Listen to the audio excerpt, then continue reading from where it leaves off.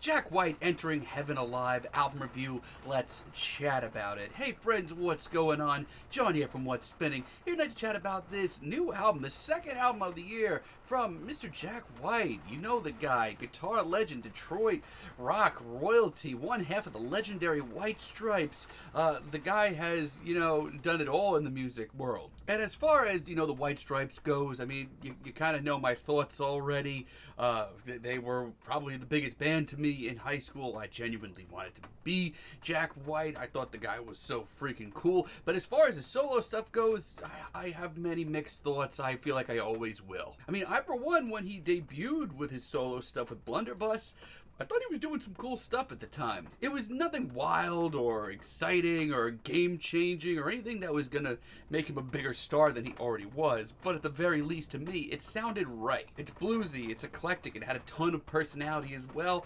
What more could I ask for at the time? But then, very shortly after, he dropped his Lazaretto album, and I'm gonna be honest, it's fine. It's totally fine, but that's about it. I mean, there's some great tracks on there, but I think the main takeaway was that this is Jack's second solo record in only a few years, and already he seemed like he was really just searching for anything remotely close to an idea. I thought, personally, he needed a bit of a refresher, and I mean, we certainly got that with Boarding House Reach, but Jesus, I am just not into this album. I still am not into this album.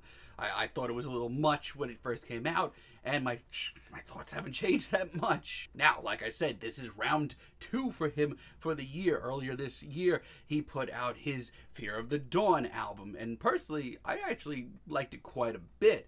It wasn't perfect, and when I hated it, I really hated it, but for the weirder side of Jack White, I thought he was coming out with some pretty cool stuff. Which leads me to this new album, Entering Heaven Alive, and the big news here is I thought the singles leading up to it were pretty interesting because they were very stripped down, very rustic sounding, and most importantly, showed Jack taking things back to basics.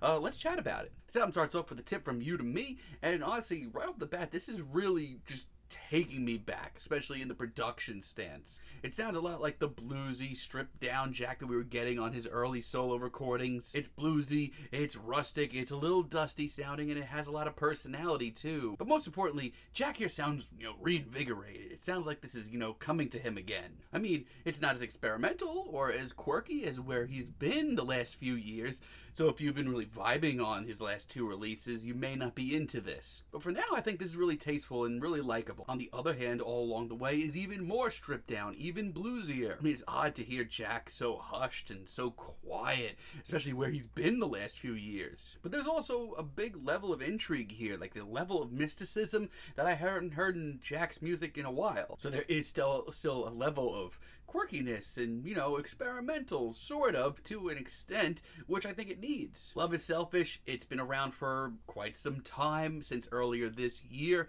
and honestly, I still really like it. It's the sort of warm, fuzzy folk jam that I really enjoy. It's done so well, it's super dusty, it's rustic. It just sounds right. It sounds like Jack just sat down and wrote this and just let it really come easily to him, and that makes me happy. The issue is, and this is weird to even think about or fathom, is that Jack still seems very uncertain of what direction he wants to go as a solo artist, and he spends a lot of this album fumbling. Like, we get tracks like Help Me Along. This ain't it for me. This just is not a good direction for Jack. I don't have an issue with him stripping things down, getting a little quirky. That's totally fine. It's someplace that we've been with him, but this is just goofy. It's not quirky. It's not weird. It's just awkward. Corny, too. I don't know where that came from. I mean, the strings are really tasteful when they pop in. I like them quite a bit. But this just reminds me of everything about Lazaretto that made me feel like Jack needed a refresher on ideas. It's also very close to the 5-minute mark, and it feels like 15 minutes. Then we have I've Got You Surrounded with My Love. Oh, God. I mean, I think this is the worst track here. For every decent new idea from Jack, there is an equally bad and boring one. This is a bluesy jam from Jack, and that's something I usually am pretty into, but it's not a very good one. Structure-wise, it's a mess. This seems like a leftover from one of his more experimental albums. It's times like this that kind of remind me that Jack is still I don't know, struggling to find his footing. The result is annoying, plain and simple, and Queen of the Bees is not much better. Call me nuts. If this was a White Stripes track, I think this would have been pretty memorable. It reminds me of like some of the quirkier, cutesy numbers from the band, like Little Ghost or Rag and Bone. And this track, you know, when you really break it down, is very similar to those tunes. My only issue is Jack doesn't sound like he can really handle it. Please God, Don't Tell Anyone is really safe as well. Dare I say boring? Like, is it absolutely terrible? No, but this sounds like a track that Jack has wrote a lot of times. It's just so inoffensive that it just blows by and doesn't leave a mark. And Taking Me Back Gently, I know a lot of people actually are kind of into this, but I'm not. On this one, Jack takes arguably one of the best tracks from his Fear of the Dawn album and turns it into a ragtime swing. And it may be fun for you, but for me, it's excruciating. And it goes on forever. It's tough.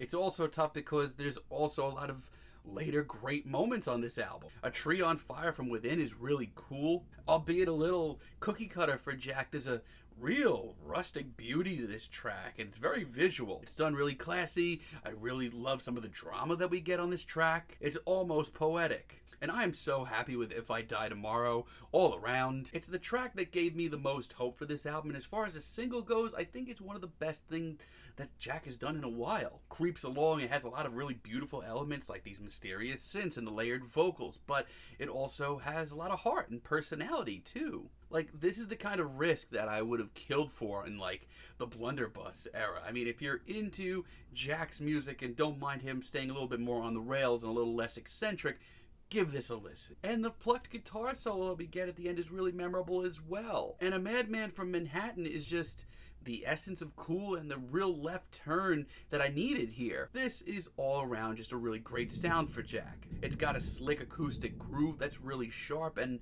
Jack's spoken word performance here is mesmerizing. It's odd and it's out there, but it really does work. I mean, Jack knows what formula works for him, and when he's on point, he's really on point. And the second half of this track is a wonky ragtime jam with a serious quirky side, but I love it. This album's frustrating because on one hand, it shows Jack taking things back to basics and doing things I wish that he did like 10 years ago. The only problem with that is he spends half the album really fumbling for his footing, really unsure of where he wants to go with this sound. It's like he's torn right now between this more eccentric side and a more straightforward, kind of bluesy singer-songwriter side. He doesn't know where to go, and the result is really frustrating because the good material here is really great, but the bad material here is excruciating. It's tough, man. It's tough. I wish I liked this more, but for now, I'm feeling a strong 6 on this album. Let me know what you all think down below. If you liked the video, be sure to give us a like, give us a subscribe, and let me know down below what you would like for me to chat about in the future. And until next time, have a great day, friends.